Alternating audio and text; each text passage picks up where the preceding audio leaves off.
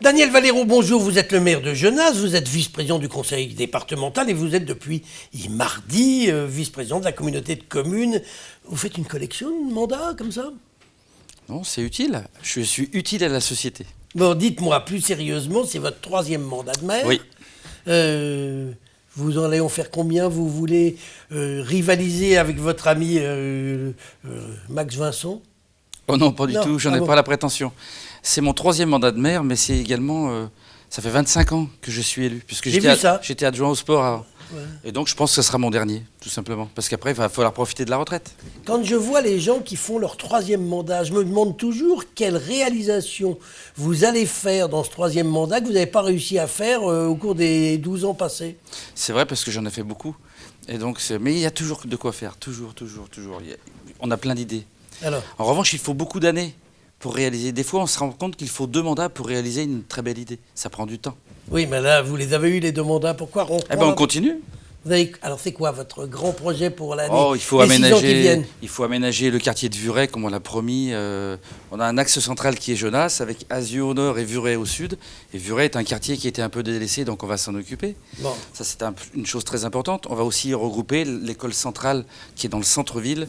On va regrouper la maternelle qui est d'un côté de la départementale et la primaire qui est de l'autre côté. Donc on va les regrouper. Ça, c'est un gros travail aussi. Il y a plein de choses comme ça. Et puis s'occuper de l'intergénérationnel, parce que ça, c'est mon dada. Dites-moi, Daniel Valero, votre commune est aux portes de l'agglomération. Est-ce qu'elle n'aurait pas demain vocation à intégrer la métropole? Bah écoutez, jusqu'à présent, même avant que je sois maire, tous les personnages politiques voulaient et veulent intégrer Genasse dans le Grand Lyon, dans la métropole. Les Verts, je ne savais pas. Donc je vais attendre de savoir ce qu'ils en pensent. Mais c'est vrai qu'on est tellement bien placé entre la métropole et l'aéroport, avec une belle zone agricole et une belle zone artisanale et industrielle. C'est pour ça que tout le monde nous veut. Non, et alors, est-ce que vous pensez que ça serait une bonne chose?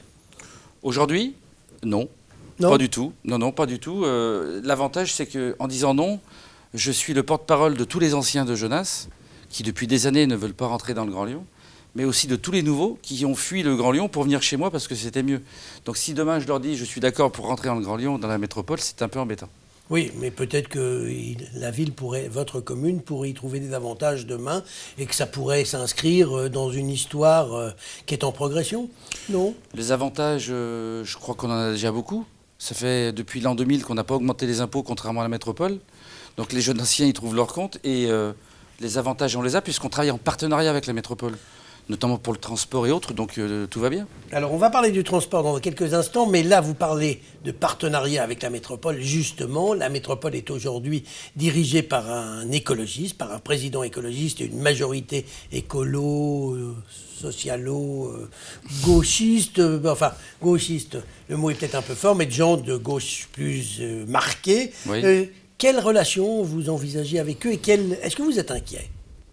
Moi, je suis jamais inquiet, je suis toujours positif. Donc, et en s'appelant Genasse, la ville nature, je pense qu'on pourra déjà au moins se parler. Même si je ne suis pas un écolo dans l'âme, mais en tous les cas, Genasse est verte et il n'y a pas de raison que ça ne marche pas. D'autant plus que je vais les fréquenter, puisque je suis au CEPAL, je suis au Citral, donc je suis au pôle métropolitain.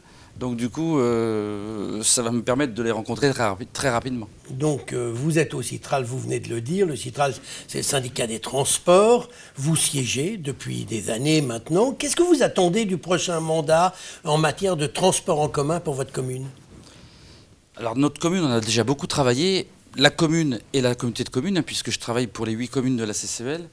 On a beaucoup progressé déjà et on va continuer. Mais il y a une chose qui m'interpelle et qui me fait très plaisir, puisque le nouveau président de la métropole, qui veut aussi apparemment s'occuper du Citral, a dit qu'il voulait faire performer le tram, et notamment dans l'Est lyonnais. Et moi, depuis 2008, je dis qu'il faut une ligne de tram qui parte d'Eurexpo pour aller jusqu'à Saint-Exupéry, en passant par les zones industrielles de Chassieux, Genasse, Saint-Bonnet, Saint-Laurent, Saint-Exupéry. Je vous rappelle juste que la zone industrielle mi-pleine, c'est la 2e zénith de France, et qu'on arrive à avoir du transport depuis quelque temps, mais ça rame. Donc ce que vous espérez, c'est qu'on lance un tram qui desservirait à la fois Eurexpo, mais aussi... le tram arrive déjà à Eurexpo. Oui, je sais. Donc, du coup, mais il arrive aussi, si c'est ça, je peux vous dire qu'il arrive aussi à Saint-Ex. Oui, mais de l'autre côté. Oui. Et c'est pas le même tram. C'est Rhône Express. C'est Rhône Express, tout à fait. Donc, avec coup, les soucis qu'on connaît. Oui, on va pas en reparler. Donc du coup, ce tram qui arrive déjà au Rexpo, c'est la plaine, c'est tout droit, et ça traverse quand même une zone industrielle de 23 000 emplois. C'est pas neutre. Dites-moi, parlons un peu de politique politicienne. On vous prête des intentions pour les prochaines sénatoriales. C'est vrai que vous avez un poste dans votre commune, vous êtes dans votre communauté de communes, vous avez un poste au conseil départemental où vous avez mené à bien certaines réalisations. Ça vous tente d'aller au Sénat? Alors vous me l'apprenez? Moi je ne sais pas. J'adore les élus qui nous disent toujours Non, on m'a déjà dit ça en 2017 pour les législatives. Ce qui était vrai, puisqu'on m'avait proposé de partir à la liste avec Macron et j'ai dit non. J'ai regardé mon identité et j'ai dit non. Je pense que j'aurais pu être élu, puisque la dame qui représentait la liste Macron, qui est charmante d'ailleurs, Madame Casarian, a été élue facilement. Donc du coup, les sénatoriales, je pense qu'il y a des gens qui sont déjà en place, qui sont très bien, qui font bien leur boulot. Grâce à Christophe Guillotot et au département, effectivement, j'ai mené une mission d'un projet de territoire très noble, puisque j'amène la fibre dans tout le département du Rhône gratuitement pour tout le monde. Personne ne paye, c'est que les opérateurs qui payent ça sur leurs fonds propres. Si des gens ont pensé à moi pour être au sénatorial, qu'ils me le disent, qu'ils me le proposent, et puis j'examinerai leurs propositions.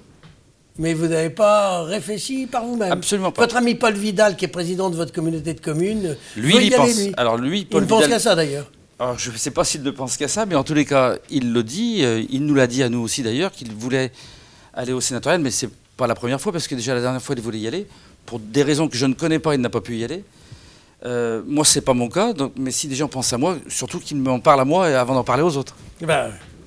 Moi, sans y penser, j'en ai entendu parler. C'est pour ça que je vous en parle. Et je merci. voulais savoir ce que vous allez faire. Et vous nous donnerez votre réponse avant fin septembre, puisque l'élection oui, en septembre. Oui, tout à fait. C'est nouveau, mais pourquoi pas? Vous avez l'été pour y réfléchir. Rendez-vous en septembre, Daniel Valero. Je vous remercie. Merci à vous.